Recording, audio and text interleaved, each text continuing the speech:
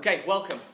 This is CS50DC and this is week 6, lecture 1. Thank you for those of you that attended Will's lecture on Monday. We had a few problems with the recording of that lecture, so we're going to redo it and then we're going to put it on the YouTube channel later on this week. So before I start, let me remind you that tonight we've got our hackathon 5 till 10 o'clock in D1. So for those of you that can attend, please be there. If you could bring some money, we can get some pizzas in. We're going to have some music on there, some drinks and whatnot, so it'd be good to see all of you. When you do, or if you do come to the hackathon, then we will be working hopefully on problem set 2. That's not to say if you've got anything else you'd like to explore that we can't, but the focus will be on problem set 2. And in today's lecture we're going to introduce some ideas that we've already started with last week when Murtaza did his lecture. We're going to introduce and expand on those ideas that will help you for P-Set 2 that you might attempt tonight. So, without further ado, let's get straight into it. So, let me get my clicker. If you remember in last week's lecture from Murtaza, he put this diagram on the board and he said, well, this is representing memory. Okay, so it's not that much memory. Obviously, we have quite a lot of memory available to us depending on how much RAM we have in our computers. But for today, we could just imagine that our computer has this much memory in it. And if each one of these, if each one of these represents a byte, then we can imagine that each one of these has 8 bits inside of it.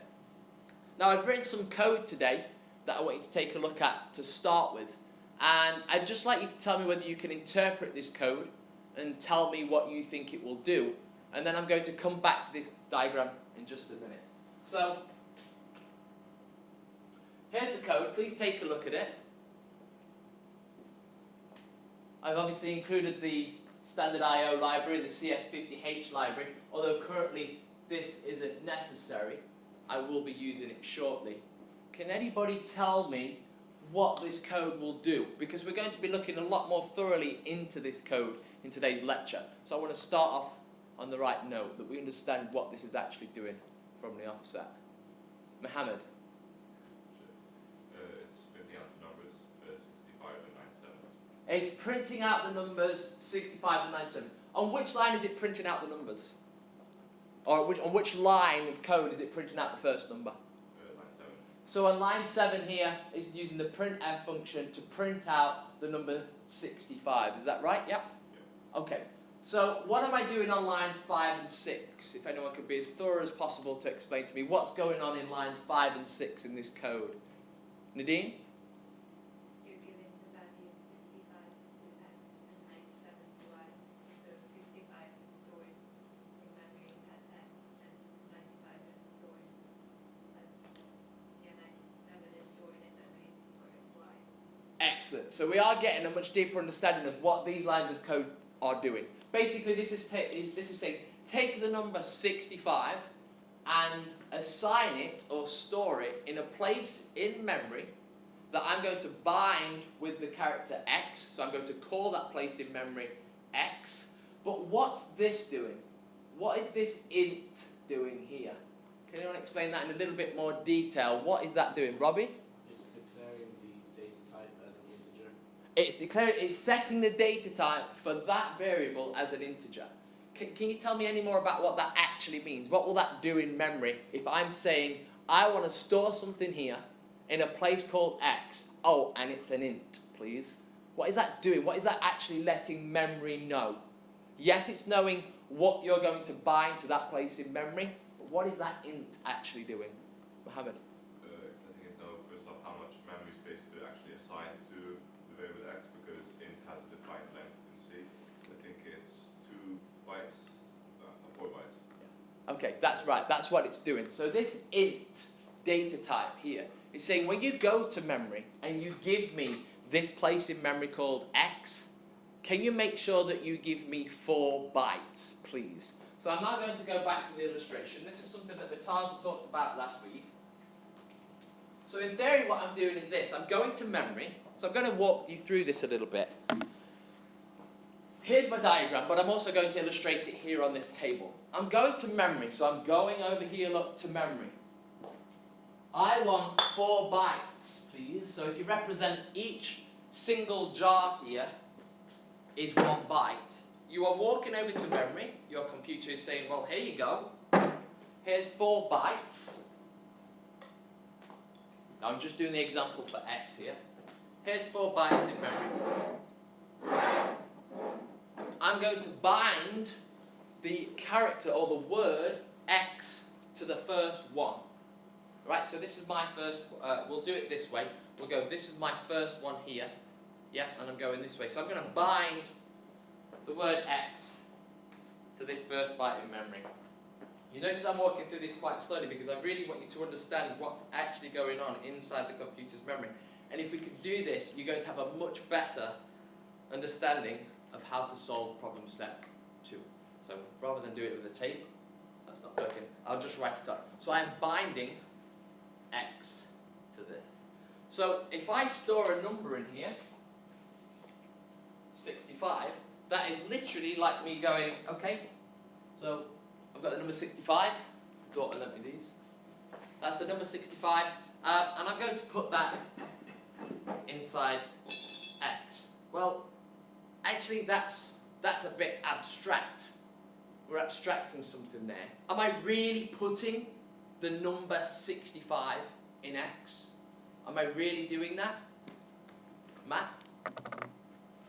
Inside, this is the absolute, the core of a computer here. I've asked for 4 places in memory. Here we go. I'm telling the memory I'm going to store an integer in there. That's why I need 4.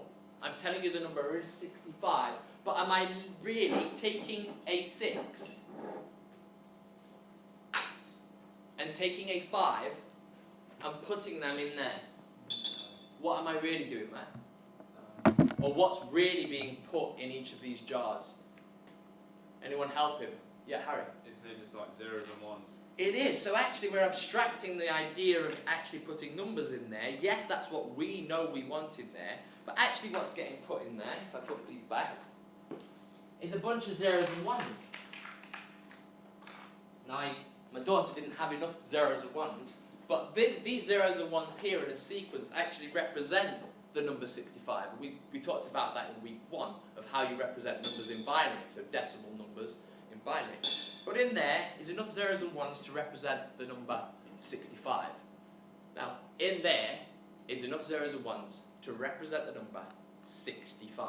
But I've asked for this much memory. Okay? But I only really need to use this much. It's still going to give me this much memory. So all of these jars will just be filled with zeros. Okay, so if we could have a look a little bit closer at that. So I'm only doing X at the minute, but the same thing's going on for Y. So over here, look, I've actually got 2 ones in here and 6 zeros, and that represents the number 65. And then the rest of the jars are filled here with zeros. But even that, in a sense, is abstract. Because in my computer, think back to week 1, in my computer, are there really zeros and ones inside there? Have a think about this and why I might have brought these. Are there really zeros and ones in that place in memory? Mohammed? No, there's just different voltages. There's high voltage, which we take to represent 1, and the low voltage, which represents 0. That's right. So we're always abstracting. We're always abstracting. First of all, we said, oh, put the number 65 in there. Well, okay, we kind of know that's not true. The number 65 is not in there. Oh yeah, so zeros and ones are in there. Okay, that's fine, but really even that is abstracted away. Because what's actually going on here is there are transistors that are switching on or letting electrical currents through or not. And so what I'm actually doing is representing in this jar that. That is what's really in the jar.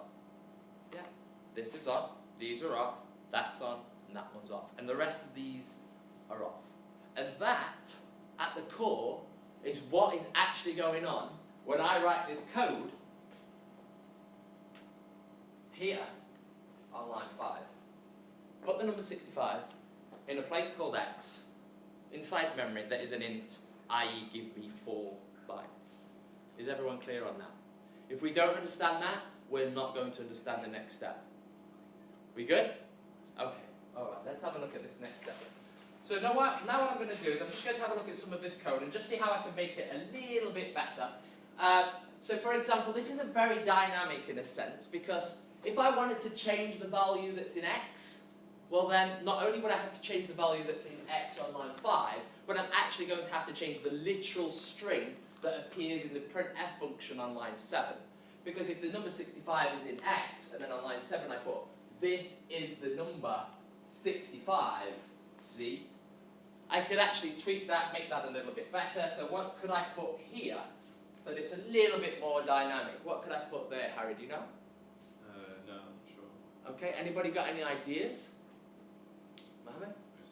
I could put %i there as well. And then what could I, that's the placeholder, and then what could I pass? Let's just assume that we are here. What could I pass this %i here? X, because it's the number 65 that's in it. And then what could I pass this I here? X. Okay, so we made this a little bit more dynamic now, because if I change this one as well, which I am doing this with 2 for a reason, which will become clear shortly. If I just run this code now, so I'll go to save it, I'll go to make ASCII 1, go to execute, and you can see this works. Yeah, so it's gone to memory, it's gone in here, it's gone, this is the number, I've hit a placeholder, I've got to go to X, oh here's X, okay, and I've got to pull out all of these zeros and ones, and when I pull out all of these zeros and ones, what have I got to do with them? Well, you've got to kind of take out all these zeros and ones, yeah, and that's me doing this. I'm pulling out all of these zeros and ones, because that's what's in X, just a bunch of zeros and ones. And then I've got to put them in this placeholder here. Now, why have I put %i? Why didn't I put %n, or %a, or %b, or %c? What's that %i doing? Anybody, Robbie? It shows that it's an integer. Yeah, so he's saying, like, take all of these zeros and ones out of here, and imagine I've got all of these ones as well, but we know that they're just zeros, and it's saying, take them all out of there, and put them there as an integer. So here's what's happening. It's going, right, I've got all these zeros and ones from memory, okay, so now I'm going into my program, and what I've got to do is I've got to represent these as an integer, which I know is a decimal number, so although there's zeros and ones in there, I'm going to put this on your screen, a 6 and a 5. That's what it does, a 6 and a 5 on there. But the thing is this, and this is what we're leading to today, and this is what's really going to help you, again, solve problem set 2. All that's in here are zeros and ones. That's it. And if we think back to week 1, we said, if we want to store characters inside a computer, the letters that go inside memory are, again, abstract. We don't store letters, these glyphs, this shape that makes the letter A, this shape that makes the letter B. That doesn't get put in here. What actually gets put in there is a number. Well, actually, we've just talked about that. That's abstract in itself. So how do we know what number A is representing? Well, we have this thing called the ASCII table. So we know if I want to store the letter A inside memory, and it's a capital A, then I'm storing the decimal number 65 up there at the top. Look, the decimal number 65. There's my pointer. There it is. So I'm storing the decimal number 65. But we just had a look just now. That's not what happens. It doesn't literally put the number 65 inside memory. If I want to store the letter A, it's going to put that in memory. And if I want to store a B, it's going to put that in memory. So right down at the core, all that's in there is a bunch of zeros and ones. Now, let's just have a look at this previous slide. The letter A is represented as the number 65, which is represented as 10000010 in binary. That's the letter A. But it also represents the number 65. So when I pull these out, these sequences of zeros and ones, they represent both that and that. And the only thing that is stopping the computer, in a sense, of pulling these zeros and ones out and giving me an A, instead of giving me the number 65, is that. I'd say give it me as an integer. So what happens if we were to do this?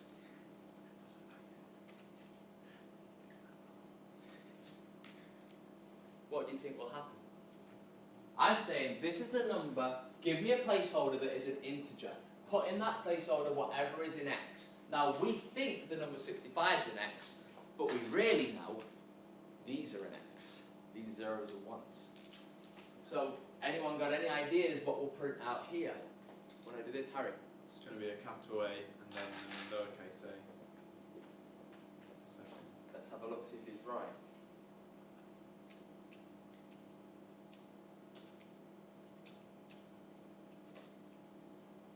So all I've done is I've said go to memory, get me the exact same sequence of zeros and ones, but don't give me back as a number. Give me back as a character. And I can do that. You're able to do that. One of the problem sets that you're going to be given, without giving too many spoiler alerts, is to create something called the Caesar cipher. You might have already looked at it.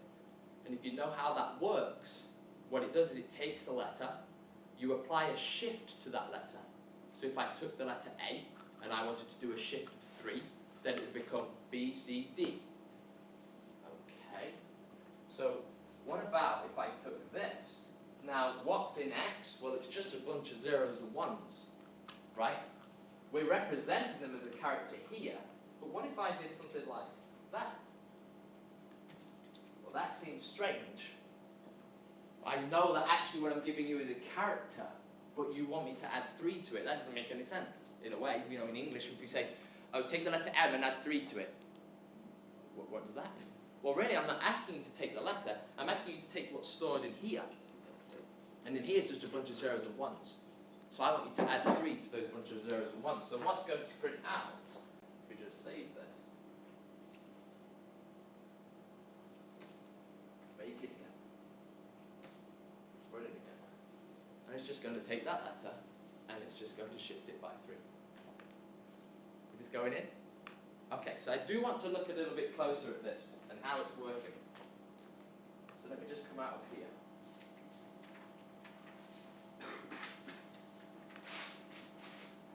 Oh, sorry, I'm jumping too far forward. I just wanted to show you this as well, because if I can do it one way, I can do it the other way. Hopefully this won't overcomplicate things. If, for example, in here, I stored the letter A and the letter A, and instead of actually storing these, so when I ask for an int, I'm asking for 4 places in memory. If I instead store these values as chars, can anyone remember from Mataz's presentation, how many bytes do I need to store a char? If I require 4 bytes to store an integer, how many do I need to store a char? Robbie? is it 1? It's just 1. So in this instance, I never went and got these 3 jars. I only went and got 1 jar. Like that. So now what I'm asking you to do is I'm now saying put the character A, and I've actually just realised I made a little mistake there. Because if I don't put these single apostrophes in here, this wouldn't have worked. But I'm now saying put the letter A in here, but again we know the A represents the number 65, which we know represents these sequence of zeros and ones, so actually I'm not going to change anything in there because it's still the same sequence. But I'm saying give me a char of A. Now what I'm going to do is rather than say this is the number, I'm going to say this is the char. Just check that I've got this right. Sorry, C. Give me the char of this. This is the char C, which is the number, and then I could represent this as an I.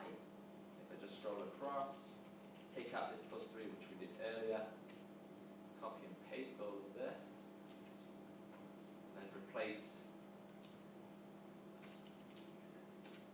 that. Oops.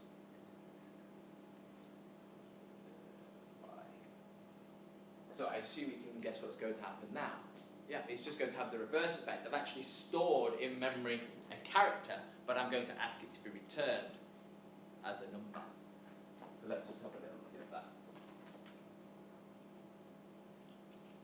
Any questions about this? I'm hoping there's a question shortly. It's been a bit slow day. So now I put the character A in and I'm returning 65, so that works nicely. Yeah. Okay, let's move on to the next bit now.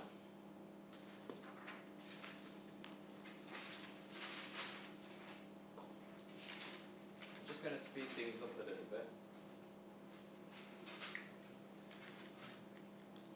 Okay, so I've got a question for you then, if you haven't got a question for me. If I just undo all of this, and go back to where I'm actually storing an integer.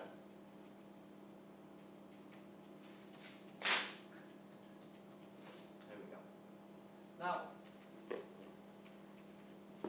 I can show you the ASCII table here. Now, you'll notice that the ASCII table, the reason I can store a character in 1 byte is because actually the ASCII table only requires 7 bits to actually store those characters. You use the 8-bit, but you actually, well, you kind of don't. You have it because it comes with 1 byte, but you actually only need 7 bits to actually represent. The reason being that it only goes up to 127.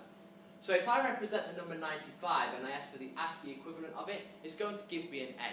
I'm just going to show you what happens if I try and represent something like the number 10. So you can see the number 10 over here, look, is this NL line feed new line. Let's just see what happens if I actually plug that into this code. So instead, I'm going to put number 10, and just for the sake of this, I'll just put number 11 here as well. Save it. I'm going to make it. Go to run it. Okay, so it's actually giving me a new line break here. Yeah, it's actually giving me a new line break because that's what it actually plugged into it.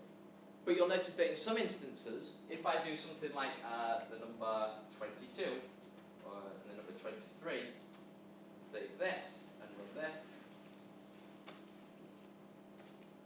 Again, I'm just seeing nothing. It's just because there's not actually a character there in the ASCII code to actually see. It's more like an instruction in a sense, as opposed to a character. But my question to you is this. What happens if I plug these numbers in? So the mathematicians of you out there. What happens if I plug, okay, what happens if I plug this number in? Just going to remove this one, so we've just got it nice and simple. What's going to happen if I plug the number 511 into here? Think about it.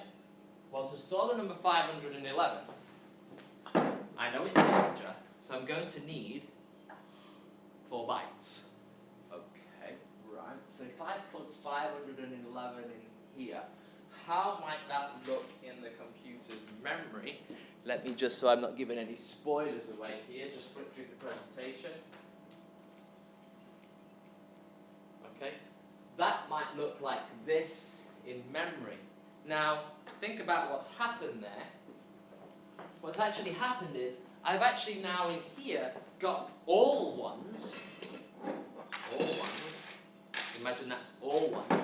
And then I've got all zeros and 1 in there. Now that's my integer. Now think about what I said with a char. A char only needs this. This is full of all ones. What's going to happen? Any ideas? Can anybody see where this might be a problem? If I want to return this as a char, and a char's only 1 byte, well then, what happens to all of this? Mohammed? It's either going to break and not run, or it's going to just return the file, like the character for 127, the ASCII table. Well, actually, if I have all of these ones in 1 byte, what's the biggest number that I make there? It's not 127, it's 255. So I think what you're saying is that it's probably going to return the 255th character in the ASCII table. Yeah, you're saying it's probably going to ignore all of these and just return this. Yeah. Okay, well, I guess in a way, that's going to be a little bit tricky to prove, because we don't know what the 255th character in that ASCII table was, because there was only 127. So let's have a look what it does actually do.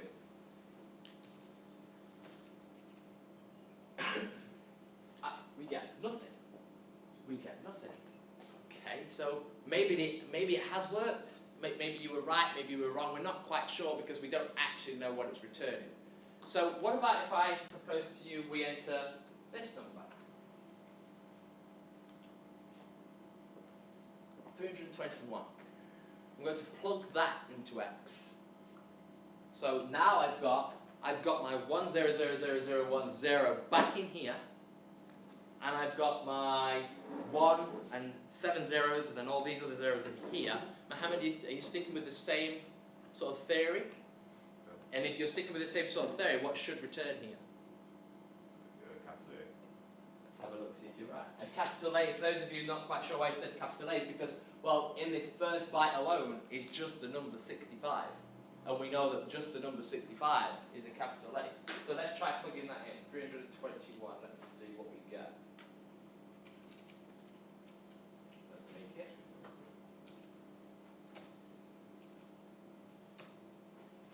We get a capital A. It has literally gone here and ignored all of that. And just said, right, I can only use one byte. What's in there? Anybody got any ideas what this number will represent? 65,857. So if I put 65,857 into X, what would it represent? Anushka? A capital A. Let's see. 65,857. 65,857. Oops. 65,857. 65,857. Let's see what happens.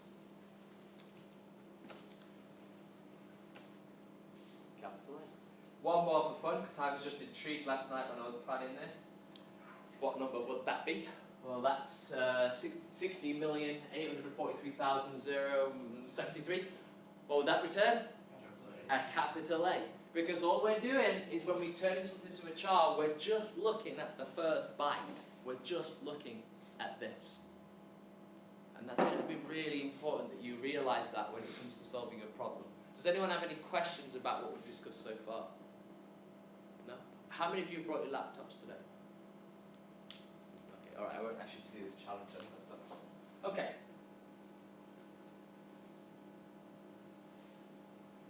Where's my sheet?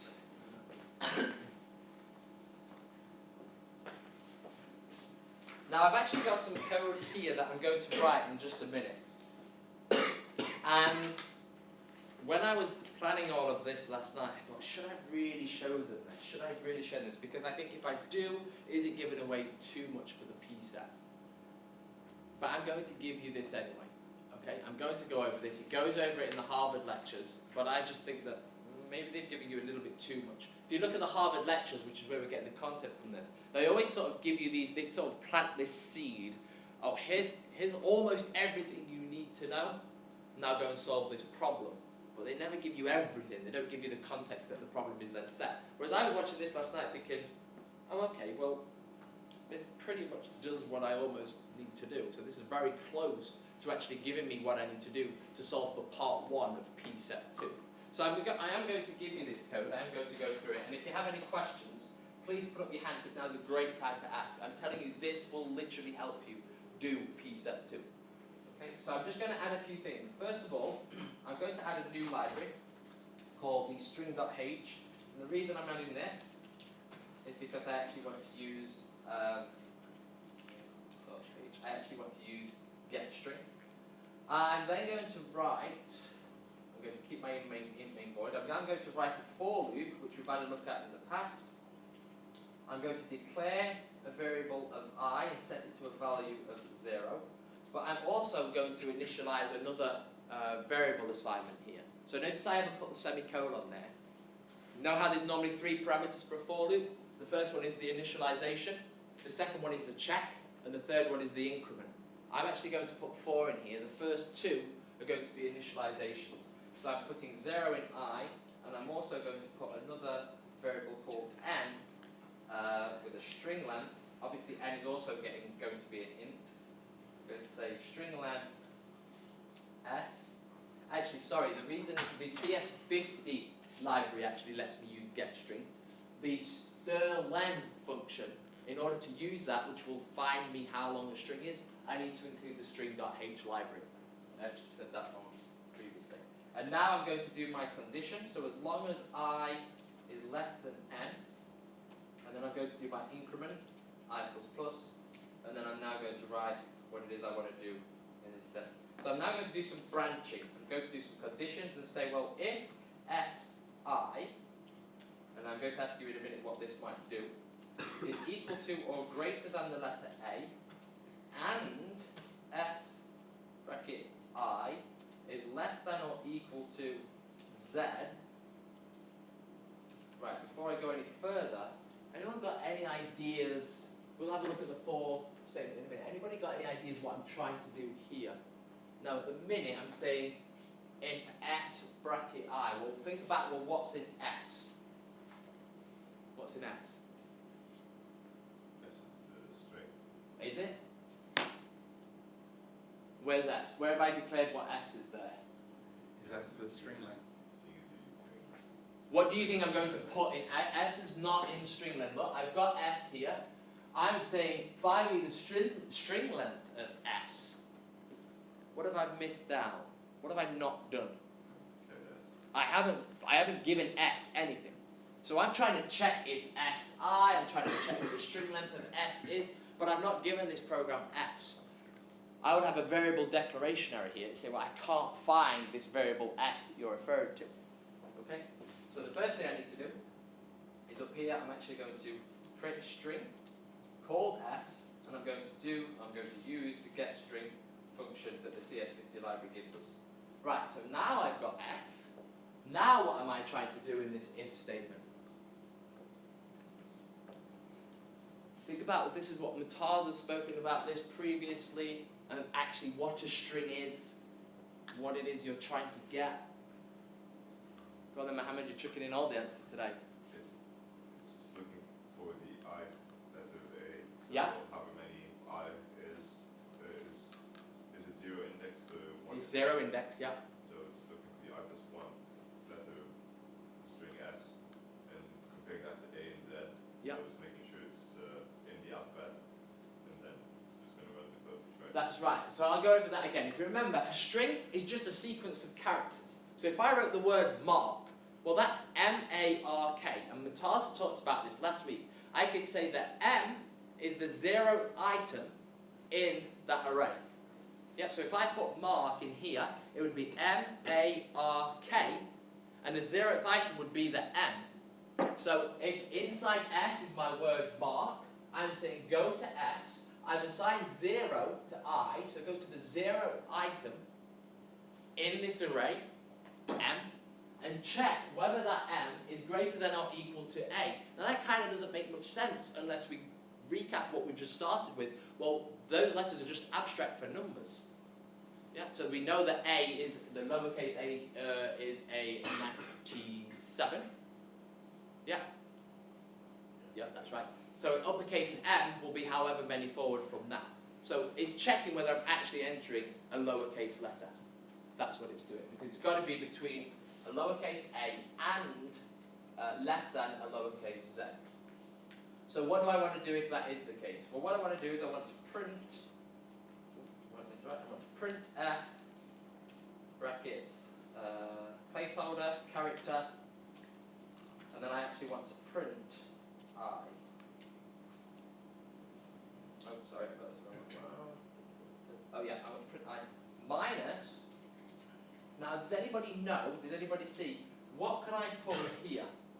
If I want to actually take what I want this program to do is I want to be able to enter a lowercase letter, and I want it to turn it into an uppercase letter. Now, did anybody notice how I might do that? I put very clearly in the presentation as I've been doing this code, I put something in X and something in Y. I put a capital A in X, a lowercase in Y, but I put those in through numbers. Did anybody notice what the difference between those two numbers was? Harry? Is it 32? It was 32. So there's always a difference of 32 between a lowercase and an uppercase. So if I want to change a lowercase letter, which is the number 97 is the lowercase a, if I want to change that to an uppercase a, I just subtract 32 from it. Now I could actually write this slightly differently. I could actually put in here, in brackets, I could put A minus Z. Think about what that's doing. That's actually creating me the number 32, isn't it? Because we know that A is just an abstraction of a number. We could take that number and subtract it from the abstraction of another letter, which is another number, and it will do that. Yep. Wouldn't it be A minus capital A? Yes, sorry. Thank you, Matthias. A minus capital A. A minus Z would be 36. It wouldn't even do it, would it? Because it'd wrap all the way around. Z minus A would be 26. Okay, so but I'm just going to leave the number 32 in there for this sake.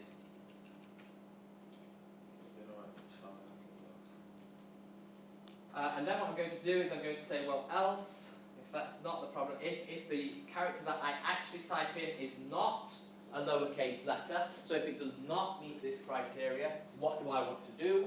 Well, I want to do an else, and that else will be here.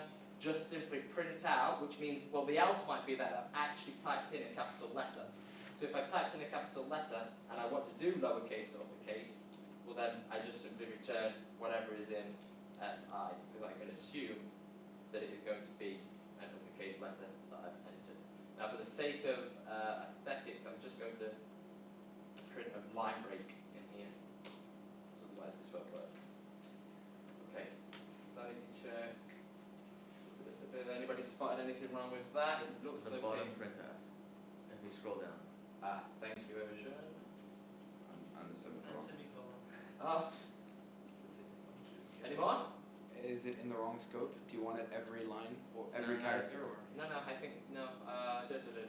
Actually, Oh yeah, I haven't done if this, else, do that. No, that's right.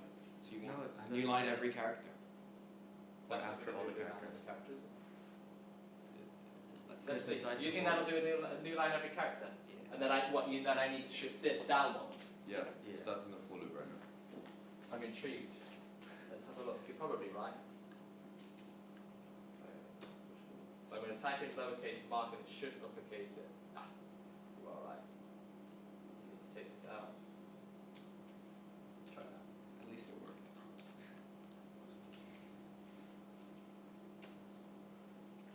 Mark. There we go.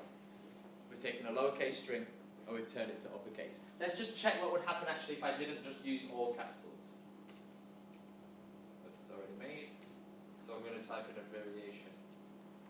They should actually just do all capitals because the else statement should kick in for the capital A and the K and it should just leave it as it is. And it does. Now, if you've understood that, like I said, the P set that you're going to get, the first one is going to write the Caesar cipher. So if you know what that is, it's again, take some words, give them a shift, and then actually print out the shift of each of those characters. Does anybody have any questions before we wrap this up? No? Okay, so that was week 6, lecture 1 of CS50DC. Oh, do you have a question? No, lecture 1. Right, lecture 1. So week 6, lecture 1 of CS50DC.